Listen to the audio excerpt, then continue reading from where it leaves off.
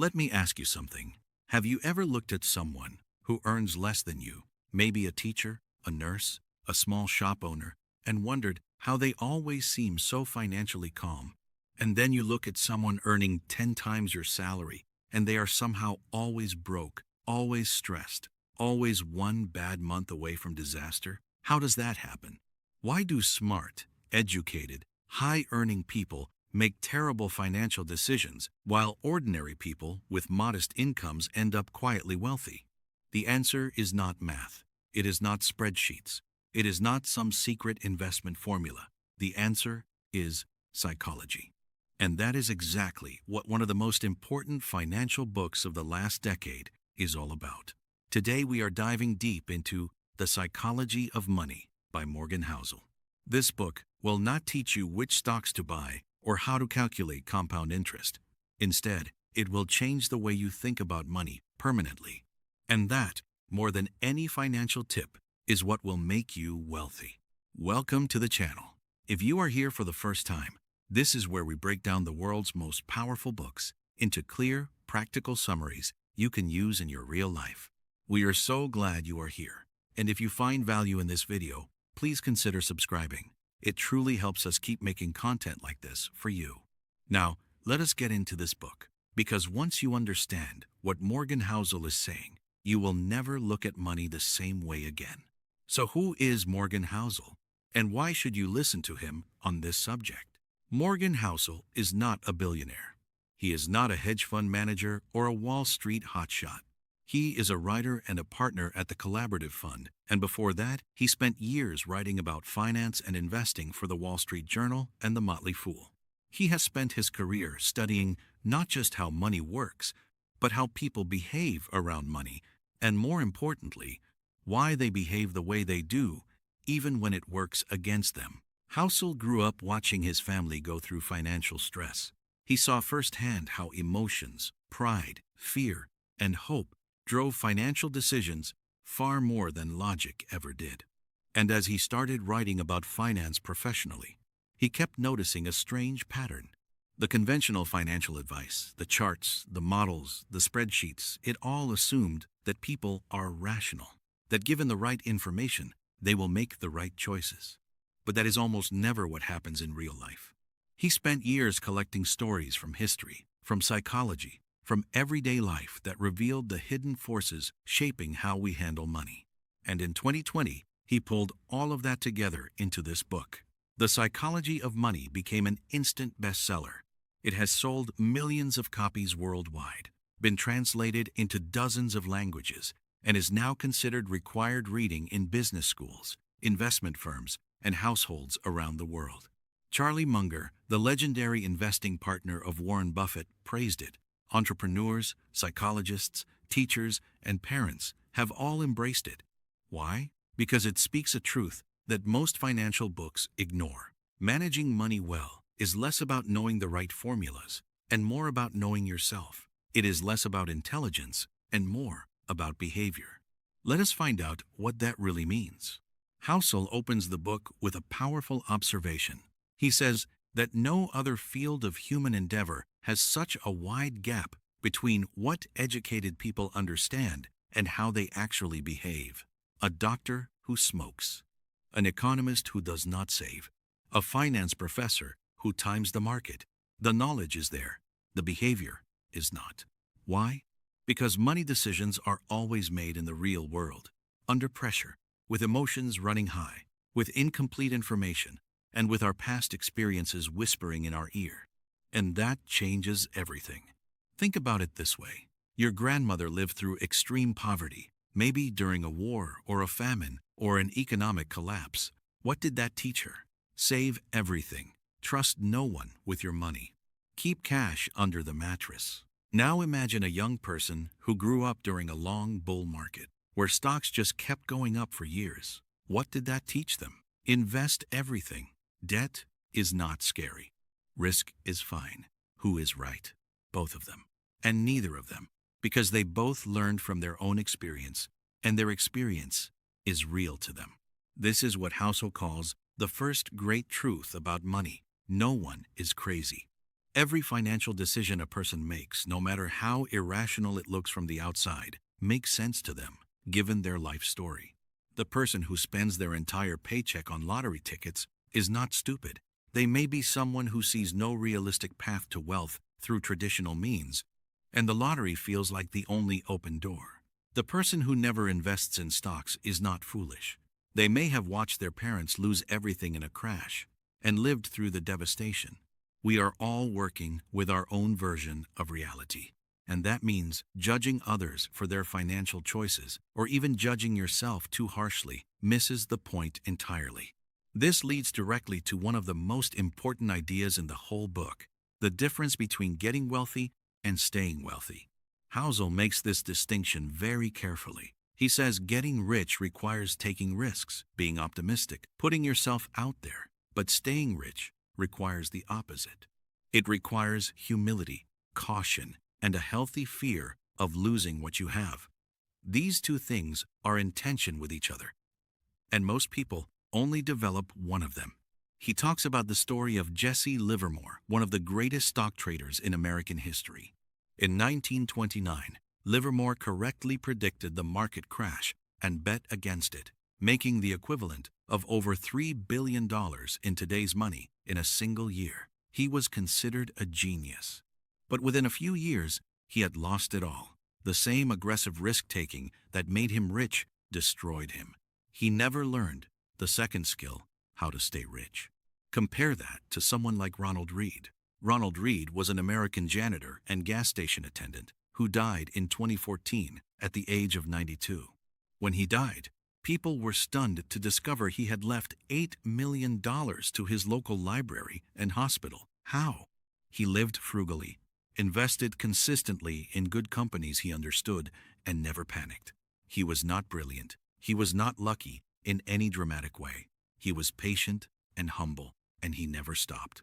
That combination, patience plus humility, is rarer and more powerful than genius. The lesson Housel draws from this is simple but profound. The most important financial skill is not picking the right stocks. It is surviving. It is staying in the game long enough for compounding to work its magic. And that requires never putting yourself in a position where you are forced to quit, whether from financial ruin, emotional burnout, or catastrophic loss. And this brings us to the idea of compounding, one of the most misunderstood forces in all of personal finance. Here is a fact that will blow your mind. Warren Buffett is worth around $100 billion. But here is the thing. Roughly $97 billion of that was earned after his 50th birthday. Think about that. He did not become wealthy because he was a better investor than everyone else, though he is exceptional. He became wealthy because he started investing at age 10 and never stopped. He has been compounding for over 8 decades. If Buffett had started investing at 30 and retired at 60, like most people, he would be worth maybe $11 million. Still rich, but not world-changingly rich. The secret is time. It is simply time. Housel uses a beautiful example here. He says, imagine 2 mountains. One is 3,000 meters tall, covered with snow. The other is just 1,000 meters tall, but its peak is at the edge of a cliff, and it just keeps going. Compounding is the cliff. Once you get there, the growth seems almost infinite. But most people never get there because they are impatient. They panic. They change their strategy. They start and stop. They never give compounding enough time to do its thing. Now, let us pause here for a moment and really let the compounding idea sink in deeper. Because most people intellectually understand compounding, but emotionally, they still do not feel it. And the feeling is what drives behavior. Here is a thought experiment Housel does not use, but perfectly captures his point. Imagine you plant a seed today. In the first year, it grows into a tiny sprout. In the second year, it is ankle high. In the 5th year, it is knee high. By year 10, it is a small tree. By year 20, it is providing shade for your whole yard. By year 40, it is a towering presence that everyone can see from down the street. Now, at what point did this tree become valuable? At year 40? No. It became valuable on the day you planted the seed. Everything that followed was the inevitable result of that one decision. Most people never get to year 40 with their money because they get impatient around year 3. The tree looks small. They wonder if they should uproot it and try a different seed somewhere else. They read an article saying a different kind of tree grows faster. So they start over, and they start over again, and they never get the shade. This is why Housel is so insistent on the idea that time in the market beats timing the market almost every single time. Not because it is mathematically elegant, but because human beings are terrible at waiting. The investor who stays invested through every crash, every correction, every scary headline, every moment of panic, that investor almost always beats the one who keeps jumping in and out, trying to be clever. This connects to another major idea, the value of being reasonable versus being rational. You might expect a book about money to tell you to be perfectly rational at all times, maximize every return, optimize every decision. But Housel says something refreshing. He says being perfectly rational is actually not the goal. Being reasonable is better, and there is a difference. Here is what he means. A perfectly rational investor, in theory, should move their money around constantly to capture the best returns. But real human beings need to sleep at night. They need strategies they can actually stick with, especially when markets fall. An investment approach that is technically optimal but causes you panic and anxiety is worse than a slightly less optimal strategy that you can actually stay committed to. Housel calls this giving yourself permission to be human. If owning a house gives you psychological security, even if renting would be financially smarter, maybe the security is worth the trade-off. If keeping a little extra cash in a savings account with low interest gives you peace of mind, maybe that peace of mind is more valuable than the marginal extra return you could get elsewhere. The goal is not mathematical perfection. The goal is a financial life that works for you, your psychology, your values, your circumstances. Now let us talk about one of the most fascinating concepts in the whole book, what Housel calls the tail events that drive everything. In investing and in life, a small number of events have an outsized effect on everything else. These are called tail events. And understanding this changes how you should think about success and failure. Here is an example. Venture capital firms invest in hundreds of startups. Most of them fail. A small number do okay, and one or two, maybe one or two out of hundreds become massively successful. And those one or two pay for all the losses and then some. The entire model depends on a few extraordinary outcomes. This is true in almost every domain. A few movies generate most of the revenue in Hollywood. A few songs generate most of the streaming income in music. A few stocks generate most of the returns in the stock market. In fact, research shows that from 1926 to 2019, more than half of all returns in the U.S. stock market came from just 90 stocks out of thousands. 90 stocks out of tens of thousands. That is a tail event. What does this mean for you?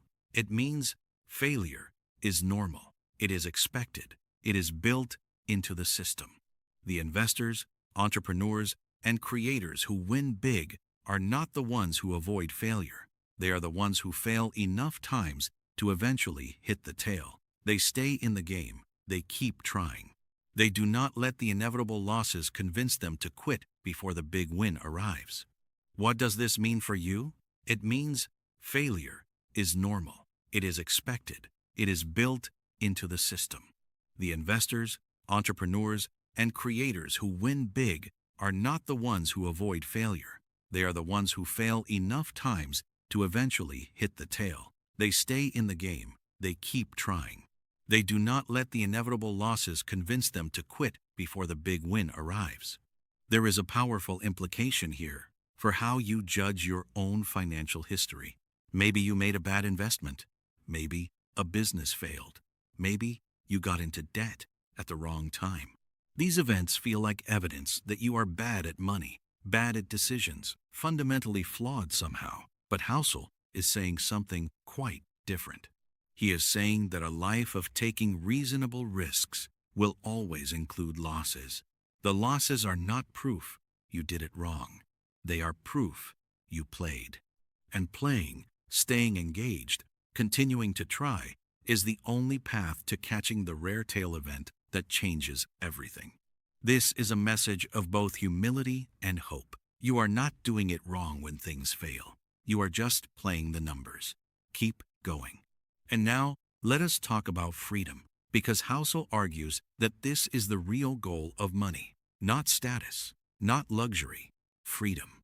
He defines the highest form of wealth as the ability to wake up every morning and say, I can do whatever I want today. Not having to ask for permission, not being trapped in a job you hate, not checking your bank account before every decision. The ability to choose. That is what money is really for. And here is the interesting thing. A lot of people chase wealth for status, for the big house, the expensive car, the designer clothes. But Housel points out something both funny and sad about this. When you drive a fancy car, people do not admire you. They imagine themselves in that car. They are not thinking about you at all. You are essentially invisible. The car is the star. And yet, we keep spending to impress people who are mostly thinking about themselves.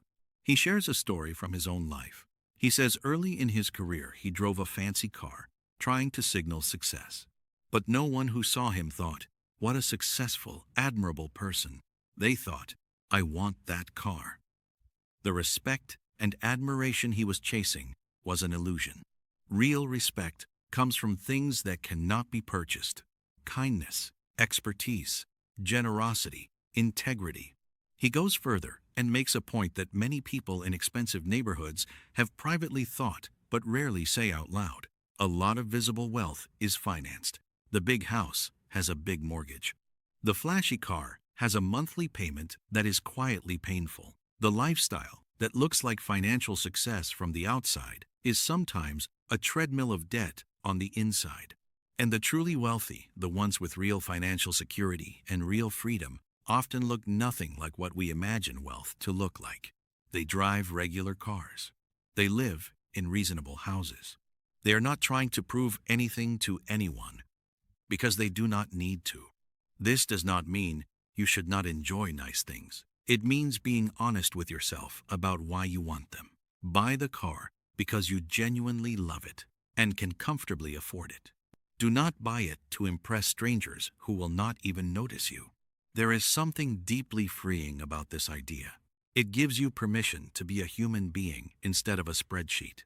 It says that your emotional response to money is not a bug to be eliminated. It is a feature to be understood and worked with.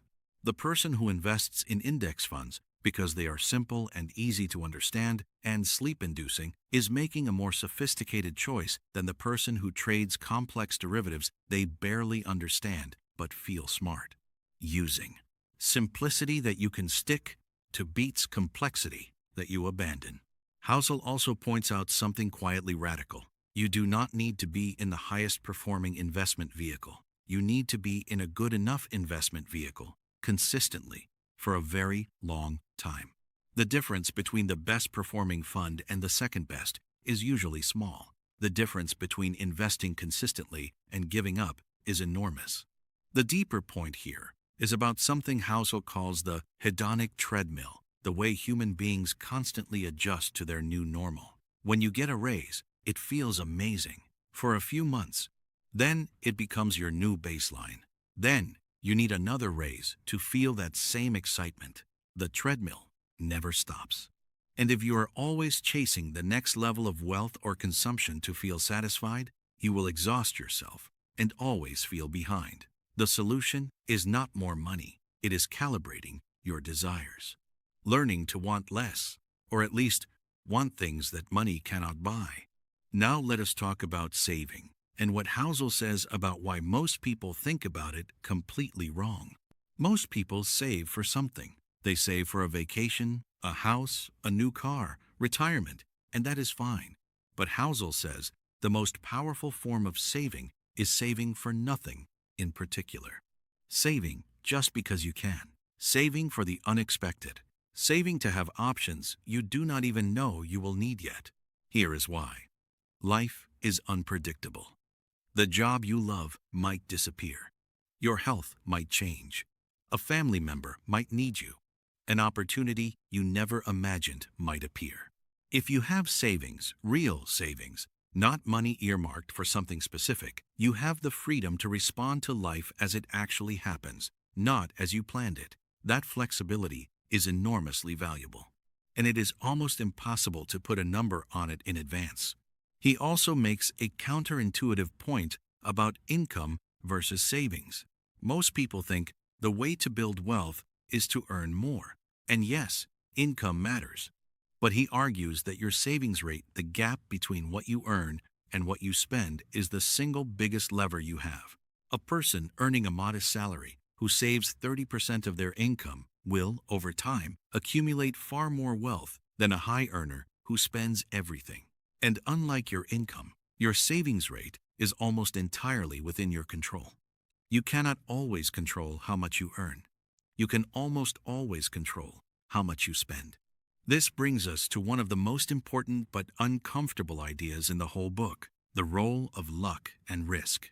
Housel opens this discussion with two stories that are almost mirror images of each other. Bill Gates went to one of the only high schools in the entire world in the late 1960s that had a computer terminal. He had access to a machine that almost no teenager on Earth had access to at that time. That access changed his life. Was Gates talented and hardworking? Absolutely. But he was also incredibly lucky. He has admitted this himself. Now consider the story of Kent Evans, who was Bill Gates's best friend and was considered equally talented and driven. He died in a mountaineering accident while still a teenager. His story never got to unfold. Not because he was less talented or less hardworking, because he was unlucky. Luck and risk are two sides of the same coin. Both are real. Both are powerful. And both are mostly out of your control. Housel says this should teach us humility when we succeed and compassion when others fail. When someone is doing well financially, we tend to attribute it entirely to their intelligence and effort. When someone is struggling, we tend to blame their choices and character. But the truth is always more complicated. Circumstances, timing, opportunity, family background, where you were born, all of these things have an enormous impact on financial outcomes. Acknowledging luck does not diminish your effort. It just gives you a more honest picture of reality. Luck and risk are two sides of the same coin. Both are real. Both are powerful. And both are mostly out of your control. Housel says this should teach us humility when we succeed and compassion when others fail. When someone is doing well financially, we tend to attribute it entirely to their intelligence and effort. When someone is struggling, we tend to blame their choices and character. But the truth is always more complicated. Circumstances, timing, opportunity, family background, where you were born, all of these things have an enormous impact on financial outcomes. Acknowledging luck does not diminish your effort. It just gives you a more honest picture of reality. Housel is careful to say, this is not an excuse for passivity. You still need to work hard. You still need to make smart decisions. You still need to take responsibility for your financial life. But holding that responsibility alongside an awareness of luck and risk makes you both more resilient and more compassionate. More resilient because you understand that some setbacks are not your fault and do not mean you should quit. More compassionate because you understand that other people's struggles are not always the result of laziness or stupidity. He also draws a practical lesson from this for how you should think about the heroes of investing.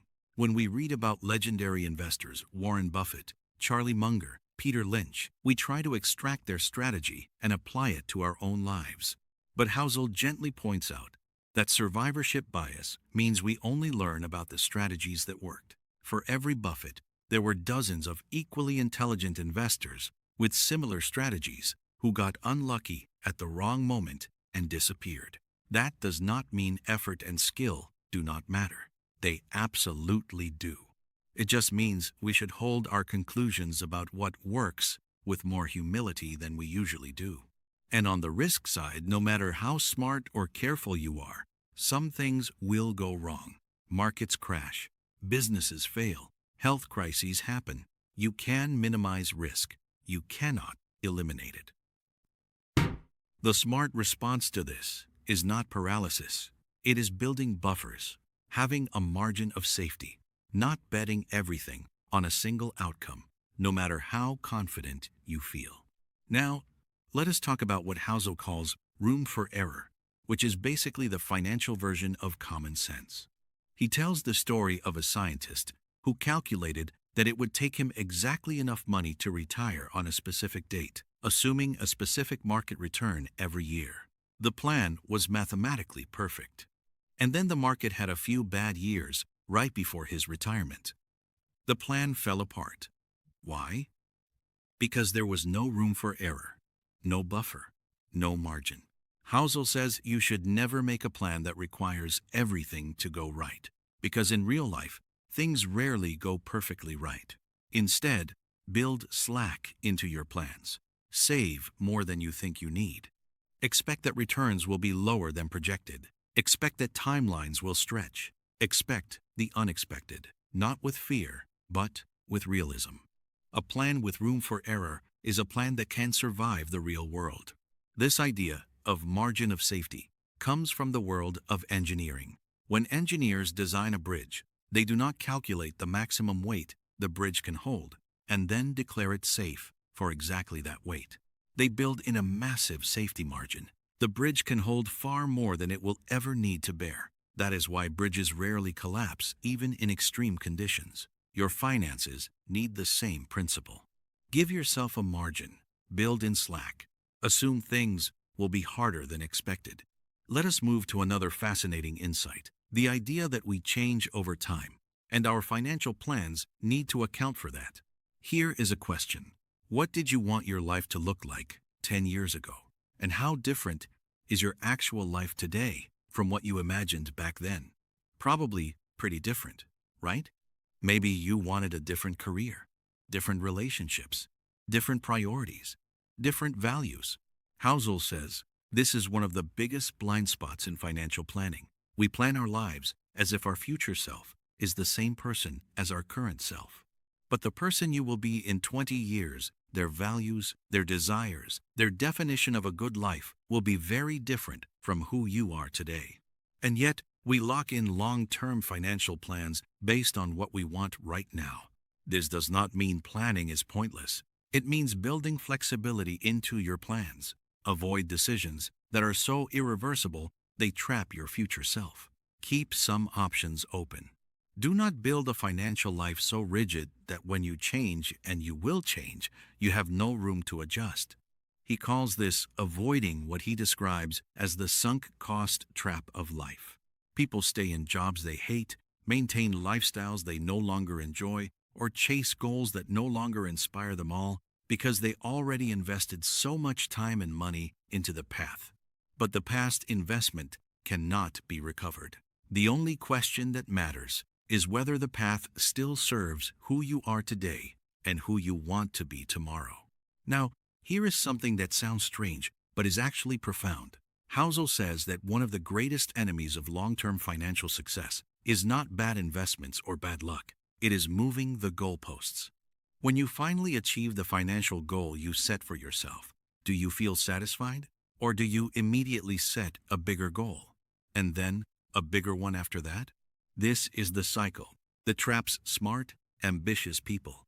They work incredibly hard to reach a goal, get there, feel a brief flash of satisfaction, and then immediately decide they need twice as much to be truly happy. The goalpost keeps moving, and no amount of money ever feels like enough. He talks about how this drives some very successful people to make catastrophic decisions. They have enough by any reasonable measure, but they cannot feel it. So They take outsized risks. They play games where the downside is devastating and the upside is marginal. And sometimes, often, actually they lose. Not because they were unlucky, because they never defined what enough meant to them. Knowing when you have enough and actually believing it is one of the rarest and most valuable financial skills there is. It is not settling. It is not lack of ambition. It is wisdom. It is the understanding that chasing more beyond a certain point costs you things that money can never buy back: time, health, relationships, peace of mind. Let us talk about one more crucial idea before we get to the lessons and takeaways, and that is the concept Housel calls you and me. He says one of the most common financial mistakes people make is taking advice from someone playing a completely different game than they are. A day trader buying and selling stocks every hour is playing a very different game from a retiree investing for income. A venture capitalist taking huge risks on startups is playing a different game from a young family building a safety net. The problem is that markets are made up of all these different players with wildly different goals and time horizons. And when someone gives you financial advice on television, in articles, in conversation, they are almost always speaking from within their own game. Their advice might be perfect for their situation and catastrophic for yours. This is why Housel says you need to know what game you are playing. What is your actual goal? What is your time horizon? What is your risk tolerance? What does financial success actually mean for your life? Once you are clear on that, you can filter out advice that is not designed for your game, no matter how confidently or brilliantly it is delivered. This is also why obsessing over what billionaires do with their money is mostly useless for the average person. Elon Musk's financial strategies make sense for a person with $100 billion. They have almost no relevance to someone building a modest nest egg while raising children and paying rent. Different games, different rules. One of the final ideas in the book is perhaps the most philosophical and the most personal. Housel talks about the importance of defining your own notion of wealth and success, independent of what the people around you think or value. We live in a world of constant comparison. Social media shows us everyone's highlight reel. Advertising constantly tells us what we should want. Our neighbors, colleagues, and family members have opinions about how we should spend and save and live, and most of us, without even realizing it, are working towards someone else's definition of success. But what if you stopped? What if you got very quiet and asked yourself, what do I actually want from my financial life? Not what I am supposed to want, not what looks impressive, not what my parents wanted for me. What do I genuinely want? For some people, the answer is early retirement. For others, it is the freedom to do creative work without financial pressure. For some, it is providing abundantly for their children. For others, it is giving generously. None of these are wrong. All of them are valid. The key is choosing your own definition, not inheriting someone else's. This might sound soft or philosophical for a book about money, but Housel argues it is actually the most practical thing he can offer. Because once you are clear on what you actually want, every financial decision becomes cleaner. You stop chasing things you never wanted. You stop comparing yourself to people playing a different game. You start building a life that is genuinely yours. And that is the most powerful financial move you can ever make. Now let us sit with some of the most powerful lines from this book, because Morgan Housel has a gift for expressing deep truths in just a few words. He writes that wealth is what you do not see. Think about this. When you see someone driving an expensive car, or wearing designer clothes, or living in a massive house, you are seeing spending. You are seeing consumption. You are not seeing wealth. Real wealth, savings, investments, financial security is invisible. It is not flashy. It is not on display. The person quietly accumulating assets, living below their means, building toward freedom, they often look ordinary. And the person who looks spectacularly rich might have no actual wealth at all.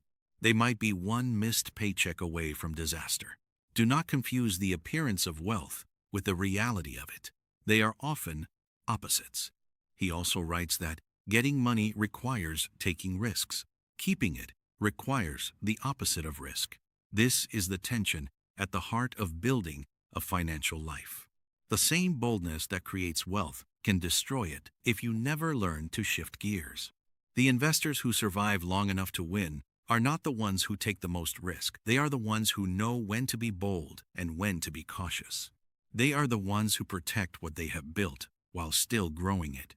Both skills matter. Most people only develop one. Here is another line that cuts deep. Your success in investing will be determined by how you respond to punctuated moments of terror. Think about that. Everything is fine when markets are rising. When stocks are up and the news is good and your portfolio is growing, everyone is a genius investor. The real test comes when everything is falling apart. When markets crash. When headlines are screaming catastrophe. When every instinct says, sell everything and run. That is the defining moment. The investors who stay calm, or better yet, keep buying, in those moments are the ones who build real wealth. Not because they are fearless, but because they understand that the terror is temporary and the recovery is almost always coming. Housel also says something that challenges almost everything we are taught about ambition. Enough is a concept that seems obvious, but rarely is. We are raised in a culture that glorifies more. More success, more money, more growth, more achievement. The idea that enough exists, that you could reach a point where you genuinely do not need more, and that recognizing that point is wisdom rather than failure, this is almost heretical in modern society. But Housel makes the case powerfully. Knowing when you have enough protects you from ruin. It protects you from desperate risk-taking. It protects you from spending your whole life on a treadmill. Enough is not a compromise. It is the destination.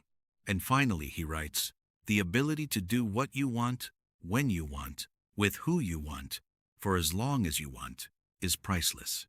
It is the highest dividend money pays. Read that slowly. The highest dividend money pays. Not a luxury vacation, not a big house, not a number in your bank account. Freedom, one. End quote. The ability to direct your own time, to be present with the people you love, to say yes to what matters and no to what does not. That is what you are really building toward. And when you frame every financial decision through that lens, does this bring me closer to or further from that kind of freedom? Suddenly, a lot of things become very clear. All right, here is what you can do starting today. The first thing is simple but transformative. Define your own version of enough. Sit down with a piece of paper. Actually, write this down and ask yourself, what would my life look like if I had enough? Not if I had everything. Not if I had what the most successful person I know has. What would genuinely be enough for me? Write down a number. Write down a lifestyle. Write down what freedom looks like for you personally. Once you have that anchor, every financial decision gets easier. You are no longer chasing a moving goalpost. You have a real destination. The second thing is to prioritize your savings rate over your investment returns. Most people obsess over finding the best stocks or the best funds. But the most powerful thing you can do right now is simply increase the gap between what you earn and what you spend. Even by 5%. Even by 10%. That money, invested consistently over time, will dwarf any gains you might chase through complex strategies. Automation helps here enormously. Set up an automatic transfer to savings the moment your paycheck arrives, before you have a chance to spend it. Pay yourself first, every single time. The third thing is to build a margin of safety into your financial life. This means an emergency fund, not a small one, but a real one. 3 months of expenses as a minimum. 6 months is better. This is not money you invest. This is money that sits quietly and does one job. It ensures that when life surprises you, and it will, you do not have to make desperate financial decisions. It is the difference between a problem and a crisis. The fourth thing is to stop comparing your financial life to others. Seriously, unfollow accounts that make you feel inadequate. Stop measuring your savings against your neighbor's car or your colleague's house. Remember, you do not see their debt. You do not see their stress.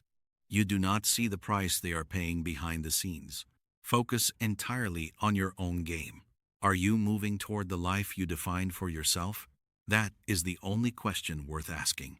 And the fifth thing is to give yourself permission to be patient. Compounding requires time. Wealth requires time. If you are doing the right things, saving consistently, investing wisely, living within your means, you are building something real. It just does not look dramatic in the short term. The tree is growing underground before it ever breaks the surface. Trust the process. Be patient. Stay in the game. That is how wealth is built. If there is one book you read this year about money, make it this one. The Psychology of Money by Morgan Housel earns a strong 9 out of 10. The reason it does not get a perfect 10 is simply that some readers who want very specific investment strategies might wish it were more tactical. But honestly, that is a feature, not a flaw. This book gives you something far more valuable than tactics. It gives you a framework, a way of thinking about money that will serve you for the rest of your life, regardless of which specific strategies you choose to follow. Who should read this book? Everyone. But especially if you feel anxious about money, if you make good money but never seem to get ahead, if you find yourself comparing your finances to others and always feeling behind, if you have ever made an emotional financial decision you later regret it, or if you simply want to understand why you do what you do with money, this book is for you. It is written in plain language, it is full of stories, and it is genuinely one of the most human books ever written about a subject that usually feels cold and technical. If this summary brought you value today, please do us a small favor. Hit the like button. It genuinely helps this video reach more people who need it. Leave a comment below. We would love to know which idea from the book hit you hardest. Was it the concept of enough? The idea of compounding as time? The difference between wealth and the appearance of wealth? Tell us. We read every comment. And if you are not subscribed yet, please subscribe now so you never miss a summary like this one. And here is a little teaser for you. Our next video is going to be about a book that will completely change the way you think about time, not money, not success time itself. It will make you question everything you think you know about productivity, purpose, and what makes a life feel well lived. It is one of the most quietly powerful books we have ever read. You do not want to miss it. See you in the next one.